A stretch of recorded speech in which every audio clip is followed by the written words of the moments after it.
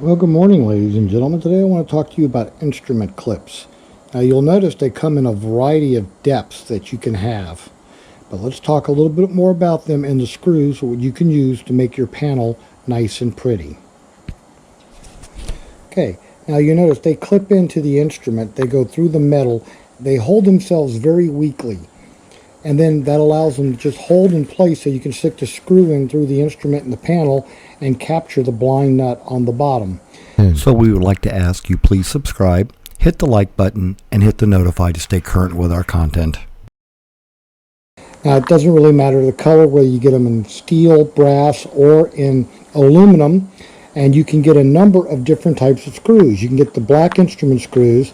Now when you're doing your instruments, it's usually safest to go with the brass, the black brass ones. That way they won't affect the magnetics of any instrument you have in the panel. Caution, they are very soft on their head, so use a properly fitting screwdriver to very carefully put them in and take them out. Okay, they're also available in countersunk pan head.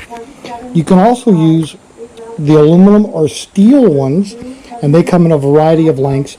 By the way, these clips come in number 6. These are all number 8s, and they come in number 10s for holding your instruments in place. So, ladies and gentlemen, that's a little bit about instrument clips. Now, once you get them in your panel, the black heads will all look very nice against a black or a tan panel, and you can use a Sharpie, a black Sharpie, to go ahead and color the tops of the screws to make them black again in case you have any discoloration from moving them. And it's not that hard to do. Stand by.